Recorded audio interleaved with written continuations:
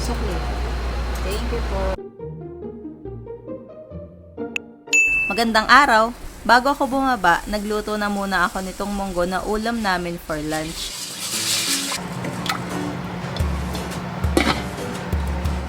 Huwag kayong magtataka ha, kasi ganito ko talaga tulutuin. Mas gusto kasi namin ni Zara na fried yung pork para may konting crispiness.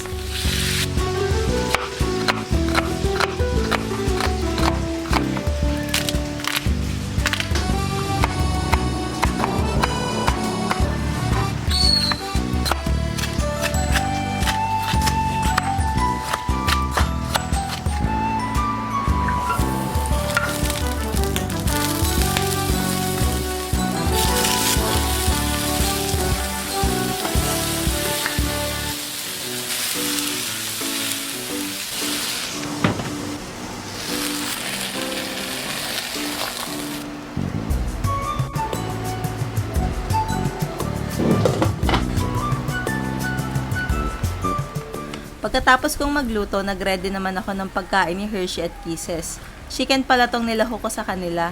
Si Kisses talaga laging may appetite kumain. Naku, never tong nawala ng gana. Unlike kay Hershey, ayaw nang nauulit ang ulam.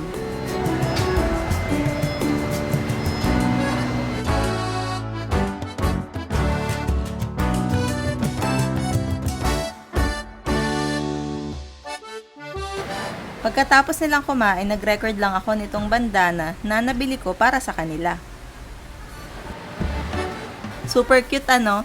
Ang dami pang designs. Magpo-post na lang ako ng separate video para dito.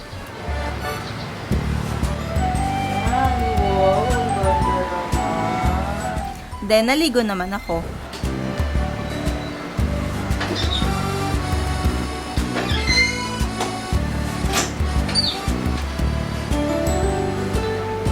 Pagkababa ko, niready ko na tong munggo at rice kasi lunch na. Pinauna ko nga munang kumain si Zara. Tapos, ako na muna ang nagbantay ng tindahan. Absent kasi nito si Robin, magnininong daw siya. Bongga, diba? After ni Zara, ako naman ang kumain. Minutes after namin kumain, ako naman ang nagbantay ng sari-sari store kasi umakyat si Zara. Palagay na lang po ang number. 415 plus 4. Big boy po.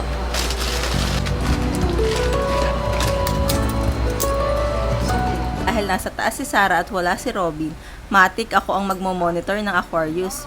Well, tagalista lang naman ako, tagasagot ng tawag, at tagasabi ng mga deliveries sa kanila. Kaya dapat mabilis ang kilos at marunong mag-multitasking. Gulat ko nga nang biglang dumating tong si Jane. Ito naman kasi talaga to ibigla na lang sisipot at maghahatid ng chika. Hilig din po talaga niyang mag-make face sa camera ko, kaya pagpasensyahan nyo na lang po ha. Ang sari-sari store namin is hanggang 9 PM kaya tambay mode lang kami dito. May oras din na dagsa ang bumibili kaya nagtutulungan na kaming dalawa para mas madami ang mabigyan. At kapag tapos na kami, chikahan naman ang ginagawa namin.